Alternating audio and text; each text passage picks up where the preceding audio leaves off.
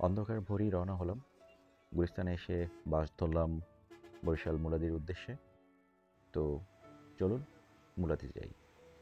তো আমাদের বাস বাবুবাজার ব্রিজের উপর দিয়ে এগিয়ে যাচ্ছে বরিশালের উদ্দেশ্যে। আমরা ঠিক বরিশালের আগেই যে রহমতপুর আছে সেখানে নেমে যাব।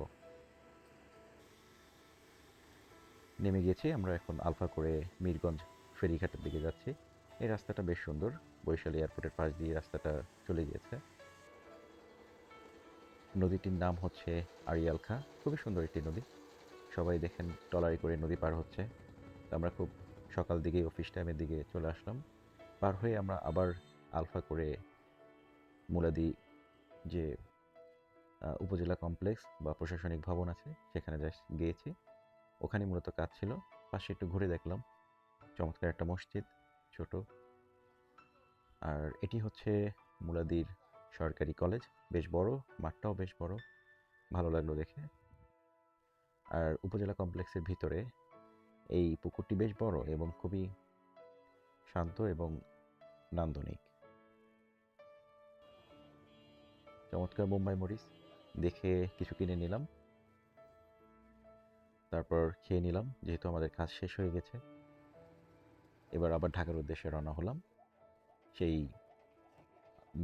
ফেরিঘাটে এসে আবার ট্রলারে উঠলাম নদী পার হওয়ার জন্য, কিন্তু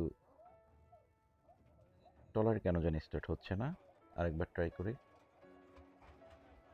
না, এবারও হলো না। এখানে আসলে ট্রলার স্টার্ট না হলে খুবই বিপদ।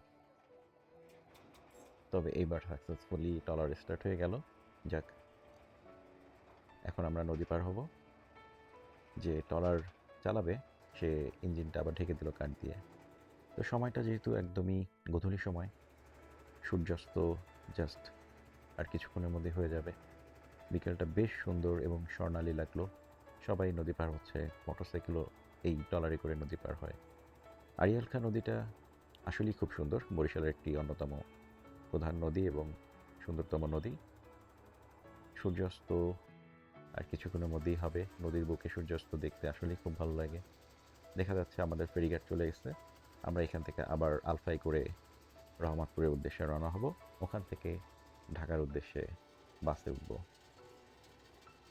এই পথটা আমি সকালবেলাও বলেছি, খুবই সুন্দর। তো আমরা বাস যখন রওনা হলাম হঠাৎ করে খেয়াল করলাম যে আকাশে তো আজকে পূর্ণিমার চাঁদ। তো জানালা দিয়ে দেখছি। অবশেষে ঢাকা ফিরে এলাম, সেই প্রিয় শহর ঢাকা।